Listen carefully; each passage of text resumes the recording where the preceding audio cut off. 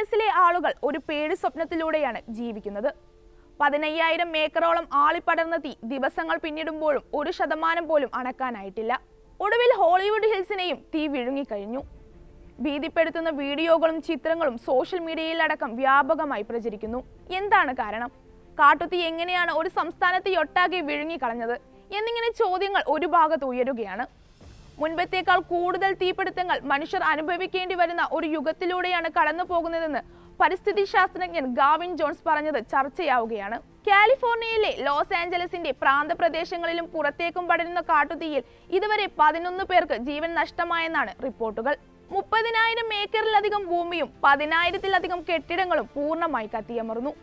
കാലിഫോർണിയയിൽ മാത്രമല്ല, ലോകമെമ്പാടും ഓരോ വർഷവും കാട്ടുതീ പതിവായി മാറിക്കൊണ്ടിരിക്കുകയാണെന്ന് കാലാവസ്ഥാ ശാസ്ത്രജ്ഞർ പറയുന്നു. കാലാവസ്ഥാ വ്യതിയാനം അവയെ കൂടുതൽ വഷളാക്കുന്നുണ്ടെന്ന ആശങ്കയും ഇതോടൊപ്പം വർദ്ധിച്ചു വരികയാണ്.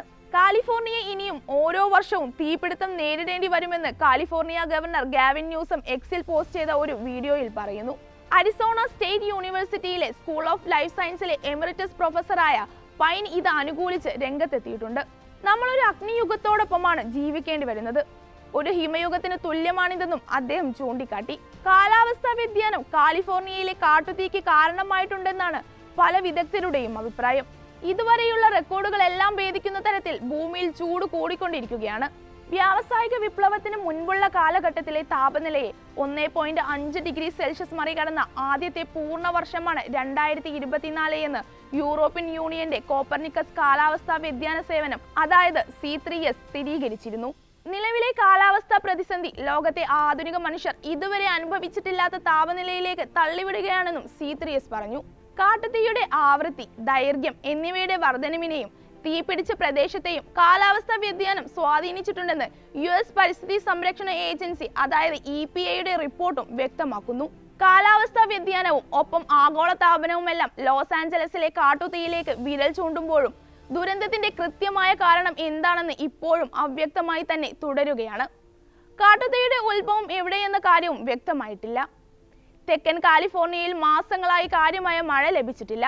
ജനുവരി 7 വരെ കാലിഫോർണിയയുടെ 39.1% മാത്രമേ പൂർണ്ണമായും വരൾച്ച രഹിതമായിട്ടുള്ളൂ എന്ന് US ഡ്രോട്ട് മോണിറ്ററിന്റെ ഏറ്റവും പുതിയ ഭൂപടത്തിൽ കാണാം. സംസ്ഥാനത്തിന്റെ ബാക്കി ഭാഗങ്ങൾ അസാധാരണമായി വരണ്ടതാണെന്നും വിദഗ്ധർ ചൂണ്ടിക്കാട്ടുന്നു.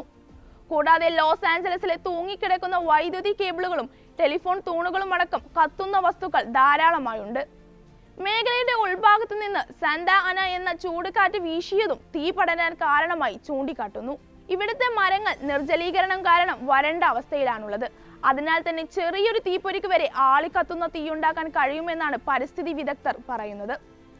ചെറിയൊരു സിഗരറ്റ് കുറ്റിയോ വൈദ്യുതി ലൈനിൽ നിന്നുണ്ടായ തീപ്പൊരിയോ ധാരാളം.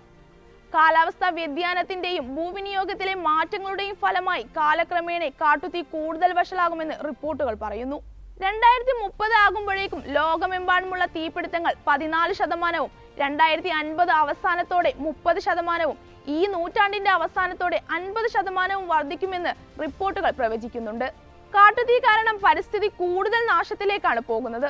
കാലിഫോർണിയയിൽ ശൈത്യകാല മഴ എത്തുമ്പോൾ അവ കുന്നിൻ ചെരുവുകളിലെ മണ്ണൊലിപ്പിനും തീപിടുത്തത്തിൽ നശിച്ച അവശിഷ്ടങ്ങളുടെ ഒഴുക്കിനും കാരണമാകും. അതിനാൽ തന്നെ തീപിടുത്തത്തിന് ശേഷം നഗരങ്ങൾ വൃത്തിയാക്കുന്നത് വളരെ ചെലവേറിയതും കുഴപ്പം പിടിച്ചതുമാണെന്നും പരിസ്ഥിതി വിദഗ്ധർ പറയുന്നു. ആധുനിക വീടുകൾ പ്ലാസ്റ്റിക്കുകൾ, സിന്തറ്റിക്സ്, ഇലക്ട്രോണിക് ഉപകരണങ്ങൾ എന്നിവയാൽ നിറഞ്ഞിരിക്കുന്നു.